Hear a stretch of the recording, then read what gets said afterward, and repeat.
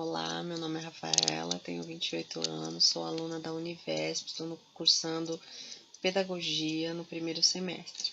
Vou falar um pouquinho sobre o que eu entendi sobre algumas teorias do currículo, a forma como elas são feitas e colocadas em prática.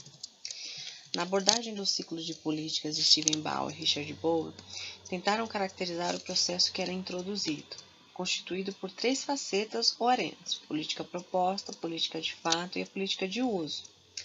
A política proposta, ela trata-se das intenções governamentais de seus assessores, burocratas e encarregados de programar as intenções não apenas dos governos, departamentos educacionais.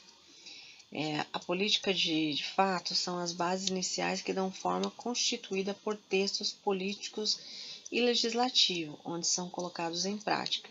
A política de uso, ela refere-se ao modo de impor a política para os profissionais que atuam na área.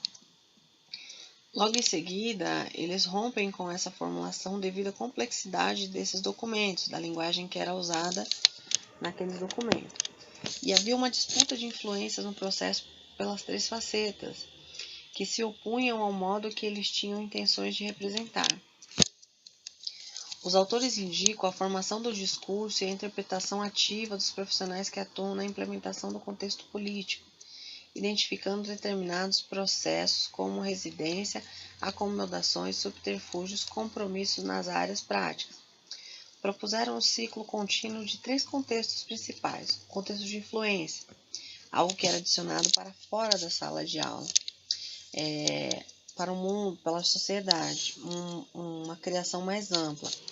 O discurso político, que depende de determinados grupos que disputam e influenciam as propostas curriculares. Participam desses grupos políticos, empresários, igrejas, o governo e o poder legislativo.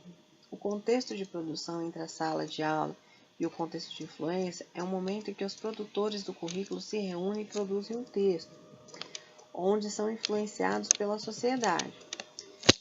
A sociedade como um todo tem grande influência nesse momento. O texto passa por muitas análises, sofre com muitas influências e acaba tendo incoerência, não fica do jeito que eles acreditavam que seria.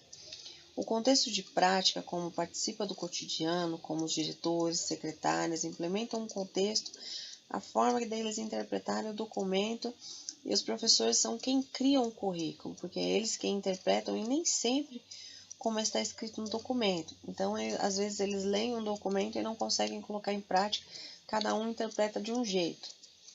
E essa abordagem diz que os professores e os profissionais assumem um papel ativo na interpretação das políticas educacionais. A política como texto demonstra o poder dos leitores e a política como discurso impõe limites propostos pelo discurso.